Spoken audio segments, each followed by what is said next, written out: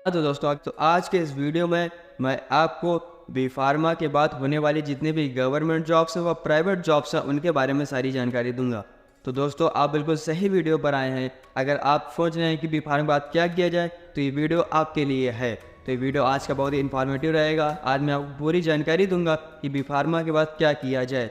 तो बिना किसी देरी के वीडियो को शुरू करते हैं। और आपको बता दूं, अगर आप चैनल पर नए हैं तो प्लीज़ चैनल को सब्सक्राइब करके बेल आइकन कॉल पर सेट कर लें, क्योंकि मैं आपके लिए इसी तरीके से फार्मेसी से रिलेटेड व इन्फॉर्मेशन वीडियोस लाता रहता हूं। तो चलिए बिना किसी देरी के वीडियो को शुरू करते हैं। अगर आप भी 4 साल का बी फार्मा कोर्स कर चुके हैं व अब आप इसी तरीके से सोच रहे हैं कि अब क्या किया जाए आगे बी फार्मा करने के बाद क्या क्या आप कर सकते हैं, तो वो ये हैं। तो सबसे पहले तो आप जिस कॉलेज में आपने अपना बी फार्म कंप्लीट किया उसी के थ्रू आपका प्लेसमेंट होगी यानी। और अगर आप को कॉलेज से प्लेसमेंट नहीं मिले तो आप किसी एप्लीकेशंस के थ्रू जैसे लिंक्डइन हुआ व अन्य किसी एप्लीकेशंस के थ्रू अपनी जॉब्स को अप्लाई कर सकते हैं। वह तीसरा चांस रहता है एज ए रेफरेंस। रेफरेंस क्या मतलब, किसी के थ्रू आप जॉब्स को पा सकते हैं, यानी कि अगर आपकी सीनियर से अच्छी बनती है, जो आपके सीनियर्स थे उनकी जॉब लग गई है तो आप उनसे को ले सकते हैं। तो ये 3 तरीके होते हैं। सबसे पहला प्लेसमेंट ड्राइव, दूसरा किसी एप्लीकेशंस के थ्रू व तीसरा किसी सीनियर्स के जुगाड़ के थ्रू। तो इसीलिए मैं इस वीडियो में आपको ये भी बताऊंगा, मैं बता रहा हूँ आपको सीनियर से अपनी अच्छी बना करके रखनी है, जिससे कि आगे वो आपके काम आते रहें। लेकिन मैंने आपको बताया था कि government jobs and private jobs के बारे में आपको सारी जानकारी दूंगा। अब मैं गवर्नमेंट जॉब्स के बारे में बताता हूँ कि बी फार्मा के बाद आप कौन कौन सी गवर्नमेंट जॉब्स कर सकते हैं। सबसे पहले नंबर पे है रिप्यूटेड जॉब है कि DI यानी कि ड्रग इंस्पेक्टर। आप बी फार्मा के बाद ड्रग इंस्पेक्टर की जॉब कर सकते हैं। अगर आप ड्रग इंस्पेक्टर के बारे में पूरी जानकारी चाहते हैं तो मैं आई बटन पे लिंक दे दे रहा हूँ, आप वहाँ से जा करके DI के बारे में कुछ जानकारी ले लें। अगर आपको बी फार्मा के ही बारे में अभी जानकारी नहीं है, आप अगर बी फार्मा फर्स्ट ईयर के स्टूडेंट हैं, ये वीडियो देख रहे हैं, तो मैंने उसको भी लिंक डिस्क्रिप्शन में दी है, तो आप वहाँ से जा करके उसको भी देख सकते हैं।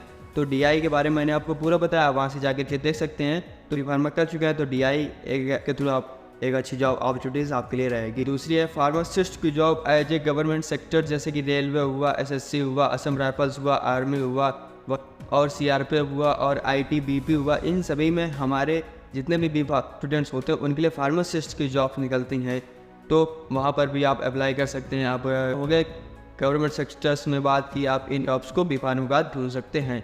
वह अब आपको प्राइवेट सेक्टर की बात करें कि कौन कौन से प्राइवेट सेक्टर में आपके लिए जॉब अपॉर्चुनिटीज़ रहती हैं। तो पहले आप ये रहता है इंडस्ट्री आप ज्वाइन कर सकते हैं, यानी कि अगर आपने अभी बी फार्मा कंप्लीट किया है तो आपको उतना एक्सपीरियंस नहीं है। जैसे कि बहुत लोग कहते हैं कि बी फार्मा के बाद इंडस्ट्री में जब जाएंगे तो बहुत मेहनत पड़ती है, तो आप सोचेंगे कि मैंने इतना रुपए बर्बाद किया बी फार्मा करने के लिए, तो क्या यहाँ लेबरी करने के लिए, तो वहाँ पे आपको शुरुआत में लेबरी ही करनी पड़ेगी, क्योंकि वहाँ पे आपको एक्सपीरियंस लेना पड़ेगा। इसीलिए बी फार्मा के बाद इंडस्ट्री में आपको शुरुआती एरिया में जाना पड़ता है। बट अगर आप थोड़ा एम फार्मा कर लेते हैं तो वहाँ पे थोड़ा और आपको जॉब अपॉर्चुनिटी अच्छी मिल जाती है, क्योंकि आपने 2 साल एम फार्मा किया है, आपने और अच्छा नॉलेज गेन किया है। इस तरीके से ये डिफरेंस रहता है बी फार्मा और एम फार्मा में। तो आपको बी फार्मा में बताया कि अगर आप बी फार्मा कर चुके हैं तो कौन कौन सी इंडस्ट्री में जॉब रहती है। सबसे पहले आप प्रोडक्शन में जा सकते हैं। प्रोडक्शन में आप जाएंगे तो समथिंग वही आपकी 15-16 हज़ार लेकर के, अगर ज़्यादा अच्छी कंपनी है तो आप 20-25 हज़ार तक आपकी सैलरी रहती है। बट आप उसके बाद आप इंडस्ट्री में क्वालिटी कंट्रोल में जा सकेंगे। जैसे जैसे आपका एक्सपीरियंस बढ़ता जाएगा उसी तरीके से आपको क्वालिटी कंट्रोल में रखा जाएगा, क्योंकि वहाँ पर देखना पड़ेगा कि जो प्रोडक्ट आया, जो आपकी ड्रग आई है, वो उसका क्वालिटी ठीक है या नहीं है। तो अगर आपको प्रोडक्ट के बारे में सही जानकारी नहीं होगी, इस इंग्रेडिएंट्स ऐड किए गए हैं, कौन से एजेंट को यूज़ किया गया है, इसमें कौन तरीके से आपको क्वालिटी कंट्रोल में रखा जाएगा। फिर एश्योरेंस वहाँ पे एक रहता है, तो क्वालिटी एश्योरेंस की आपको जॉब मिल सकती है। इसके बाद आपको DRA यानी कि ड्रग रेगुलेटरी अफेयर्स में आप जा सकते हैं। इसके बाद फार्माकोविजिलेंस में ये देखा जाता है कि जो हमारी ड्रग बन चुकी है वो लोगों पर जब अप्लाई की जाती है वो किस तरीके से अपना इफेक्ट को शो कर रहे हैं, उसी तरीके से कोई साइड इफेक्ट या किसी तरीके का कोई एडवर्स इफेक्ट तो नहीं शो कर रही है। तो इस तरीके से कि अगर आप इन फार्माकोविजिलेंस इनमें थोड़ा आपको एक्सपीरियंस की ज़रूरत होती है, तो इस तरीके से ये इंडस्ट्री में आपको जॉब अपॉर्चुनिटीज़ रहती हैं। तो R&D हुआ व F&D हुआ, यानी रिसर्च एंड डेवलपमेंट व फूड एंड डेवलपमेंट में इस एम फार्मा कर लेते हैं तो थोड़ा आपको जल्दी प्रोग्रेस मिलने के चांस रहते हैं।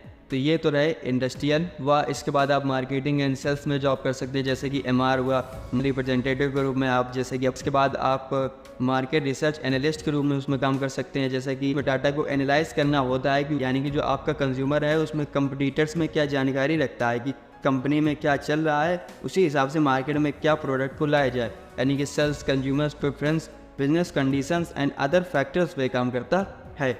वह इसके बाद आप PMT यानी कि प्रोडक्ट मैनेजमेंट टीम के रूप में एज ए जॉब काम कर सकते हैं। इसमें आपको प्रोडक्ट मैनेजर के रूप में देखा जाता है कि एक स्पेसिफिक प्रोडक्ट के लिए क्या मार्केटिंग प्लान है, उसके लाभ व उसके हानि के रूप में आपको देखा जाता है कि प्रोडक्ट कैसा मार्केट में अपनी छाप बनाया है। तो उस फील्ड में इंटरेस्टेड हैं तो इन MR में व प्रोडक्ट रिप्रेजेंटेटिव के रूप में व मार्केट एनालिस्ट के रूप में आप वर्क कर सकते हैं।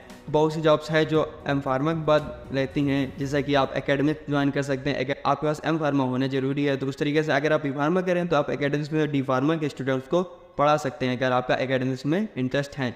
अगर हॉस्पिटल हुआ, क्लिनिक हुआ, मेडिकल स्टोर्स वगैरह आप देखते होंगे उनको होगा, तो आपके लिए एक ओन बिजनेस भी आप अपना खड़ा कर सकते हैं। तो इस तरीके से बहुत सी जॉब अपॉर्चुनिटीज़ अगर नहीं बता पाया हूँ तो आप कमेंट बॉक्स में जरूर बताएं कि मैंने कौन सी जॉब अपॉर्चुनिटीज़ को नहीं आपके साथ शेयर किया।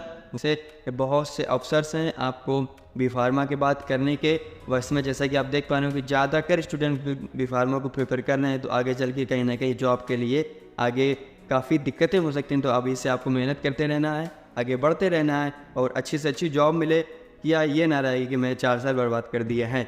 तो आज का वीडियो बस यहीं तक। वीडियो अच्छा लगा तो जरूर वीडियो को लाइक करें व अपने दोस्तों के साथ जरूर शेयर करें। जो अपने आपके दोस्त B-Pharma कर रहे हैं व कर चुके हैं उनके साथ आप वीडियो जरूर शेयर करें। व इसी तरीके की वीडियो देखने के लिए चैनल को सब्सक्राइब, आगे B-Pharma से रिलेटेड व आपके हेल्थ से रिलेटेड काफ़ी वीडियोस आते रहेंगे, तो आप अभी से चैनल को सब्सक्राइब कर लें जिससे कि आपको किसी तरह की कोई वीडियो मिस ना हो पाए। तो आज का वीडियो बस यहीं तक। जय हिंद, वंदे मातरम।